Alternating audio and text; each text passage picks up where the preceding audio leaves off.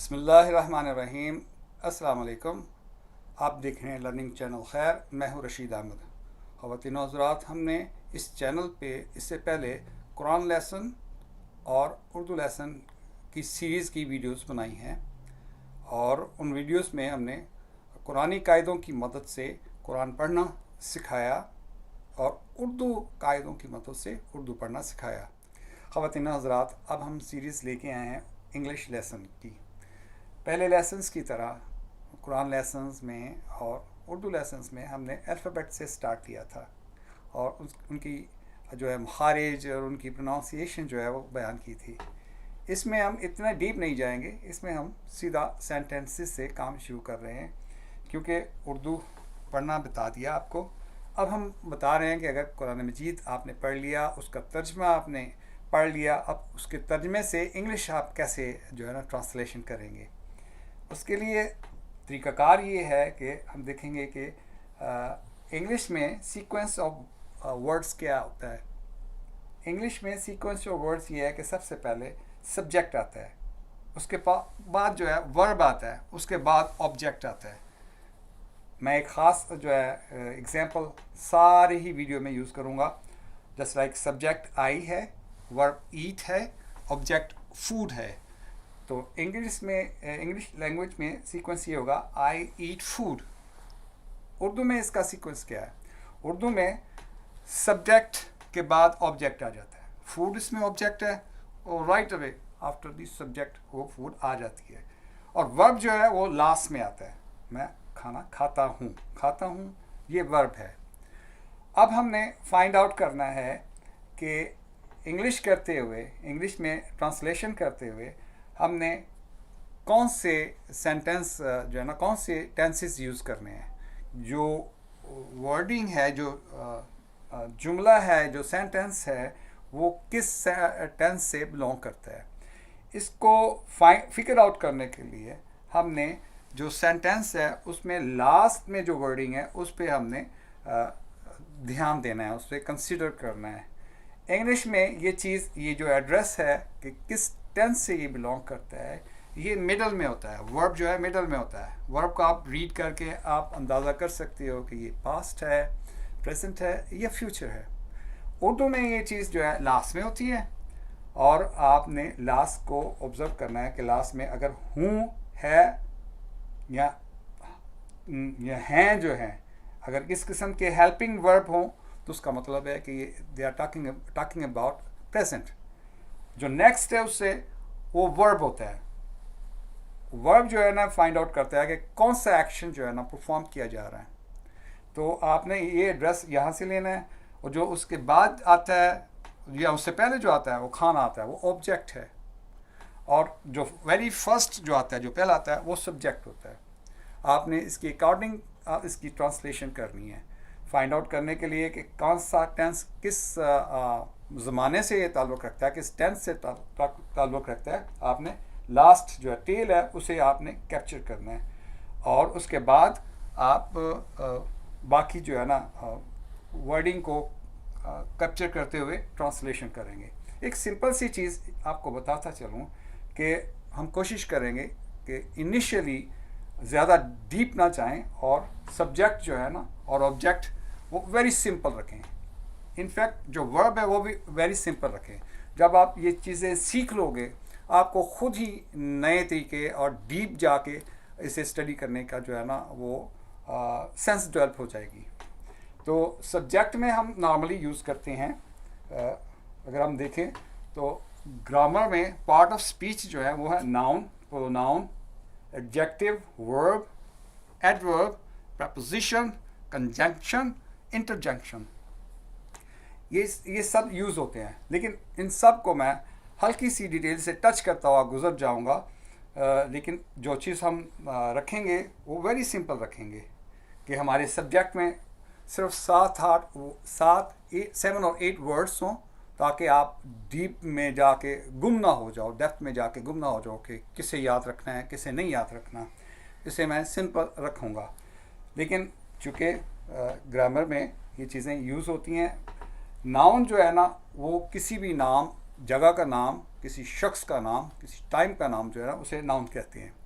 जैसे असलम, अकरम, अशरफ, ये चीज़ें नाउन हैं। या किसी लड़की का नाम हो निगत, शमाइला वगैरह, ये नाउन है। और इनकी जगह हम प्रोनाउन यूज़ करते हैं, जैसे ही, शी, इट, दे। नाउन जो है वो लाखों की तादाद में होंगे और उनकी ट्रांसलेशन भी आसान होगी। असलम है, उसकी ट्रांसलेशन असलम ही है। और अगर शाहिदा है तो उसकी ट्रांसलेशन भी शाहिदा ही है। नाउन जो है ना, प्रोनाउन जो है ना वो लिमिटेड हैं। उनकी 3 फॉर्म हैं, first person noun pronoun, first person pronoun, second person pronoun और third person pronoun. First person pronoun क्या है, ये आपने घबराना नहीं है कि ये क्या चीज़ आ गई है। वैसे वेरी सिंपल है कि आई एंड वी जो है ना ये नाउन की जगह यूज़ होते हैं। और ये 2 हैं, फर्स्ट पर्सन आई और वी। सेकंड पर्सन यू, जो सामने हो उसे सेकंड पर्सन कहते हैं, और यू है। सिर्फ आपको ज़्यादा याद करने की ज़रूरत नहीं, सिर्फ सेकंड पर्सन यू है जो प्रोनाउन की जगह यूज़ होगा। और थर्ड पर्सन जो है वो अगर एक है, लड़का है तो उसे ही, लड़की है तो शी, अगर बेजान चीज़ है तो इट, अगर ज़्यादा हैं तो दे यूज़ करते हैं। आपने ये 6-7 चीज़ें जो है याद रखनी है और हम रिपीट करेंगे, बार बार इन्हें जो है ना रिपीट करेंगे, इस तरह आपको याद हो जाएगी। आपको सेपरेटली स्ट्रगल करने की भी ज़रूरत नहीं है। और एडजेक्टिव जो है वो नाउन या प्रोनाउन की मज़ीद एक्सप्लेनेशन है कि फैट, ही जो है वो फैट है, या असलम जो है फैट है, या असलम जो है स्मार्ट है, या असलम जो है वो लेज़ी है। वो मज़ीद एक्सप्लेन करता है कि how the subject is look like. Next जो है वर्ब है। वर्ब जो है वो टोटली हब है, जिससे हमने टोटली एक्शन का अंदाज़ा करना है कि एक्शन प्रेजेंट में परफॉर्म किया जा रहा है या पास्ट में या फ्यूचर में परफॉर्म होगा। सारा जो है वो वेरिएशन इसी पे हम जो है ना इस पे हम ज़्यादा जो है ना वो स्ट्रेस करेंगे। और वर्ब कैसे परफॉर्म किया जा रहा है, क्विकली, स्लोली। वर्ब को मज़ीद एक्सप्लेन करने के लिए एडवर्ब ऐड करते हैं कि verb is performing nicely, slowly या वेरी फास्टली। तो एडवर्ब जो है वो इसको डिफ़ाइन करता है, एडजेक्टिव इसको डिफ़ाइन करता है। तो वेरी सिंपल हो गया, ये तो सारी चीज़ें ऑलरेडी आपकी नॉलेज में आ गई। अब ये प्रेपोजिशन क्या है? प्रेपोजिशन जो है ये बताता है कि सब्जेक्ट जो है ना वो किस पोजीशन में है, अप है, डाउन है, राइट है, लेफ़्ट है। ये उसकी पोजीशन के बारे में बताता है कि प्रेपोजिशन जो है कि किस पोजीशन में है सब्जेक्ट या ऑब्जेक्ट। जो कंजंक्शन है, कंजंक्शन जो है वो very simple, is, and, but, ऐसे जो जैसे कहना चाहिए ऐसे वर्ड्स जो दूसरे सेंटेंसेस को आपस में मिलाते हैं। नॉर्मली हम इसे स्टडी नहीं करेंगे, मैंने बहुत सिंपल रखा हुआ है, लेकिन ये इसके लिए उन्हें कंजंक्शन कहा जाता है। इंटरजंक्शन क्या है? इंटरजंक्शन है ये आपने क्या कहते हैं, एक्सप्लेन करना है अपने एहसासात को। आपकी जो जैसे like hurrah we have won the match, the hurrah is interjection. और ऐसे ही वी लूज द मैच, ये जो ऐसे जो हम करते हैं, इजहार करते हैं, उन्हें हम इंटरजंक्शन कहते हैं। अब बात होती है, जैसे मैंने अर्ज़ किया था कि वर्ब जो है वो मेन हब है जो बताता है, क्योंकि सब्जेक्ट और ऑब्जेक्ट तो वेरी सिंपल टू अंडरस्टैंड, बड़े सादे से हम अंडरस्टैंड कर सकते हैं कि ये सब्जेक्ट है, ये ऑब्जेक्ट है। जो असल में काम है वो वर्ब को फाइंड आउट करना है कि वर्ब जो है वो आपको इंडिकेट करेगा कि कौन सा काम किया जा रहा है और किस वक्त किया जा रहा है, पास्ट में किया जा रहा है या प्रेजेंट में किया जा रहा है या फ्यूचर में किया जाएगा। तो हम देखते हैं तो टेंसेस जो है ना, टाइप ऑफ टेंसेस जो है वो 3 है मेन। प्रेजेंट टेंस है, प्रेजेंट, उसकी जो मैंने कहा कि लास्ट में जो एड्रेस होता है, लास्ट में उर्दू में है जो है आता है। इंग्लिश में जो भी आएगा वो अभी आपको उसमें हम डिटेल से बात करेंगे। उर्दू में अगर था लिखा हो तो इसका मतलब है कि वो पास्ट टेंस है, और उर्दू में अगर होगा या गा लिखा हो तो इसका मतलब है समथिंग अबाउट फ्यूचर, कि फ्यूचर के बारे में बात की जाती है। जैसे मैंने कहा था कि जो नेक्स्ट वन है, टेल का जो नेक्स्ट है, वो वर्ब जो है ना, वो वर्ब के मतलब है कि क्या वर्ब है, क्या एक्शन परफॉर्म किया जा रहा है। तो जो अगर उसमें अगर ता आ जाए तो इंडेफिनेट या सिंपल टेंस सेंटेंस उसे समझा जाता है। तो उसे अगर वो प्रेजेंट में है तो प्रेजेंट इंडेफिनेट रूल उस पर जो है ना अप्लाई करेंगे। अगर रहा है तो उसे कंटिन्यूस और प्रेजेंट कंटिन्यूस, अगर उसमें है तो प्रेजेंट कंटिन्यूस हम लिखेंगे उसके साथ और उस पर रूल अप्लाई करेंगे। अगर पास्ट है तो पास्ट कंटिन्यूस का रूल अप्लाई करेंगे।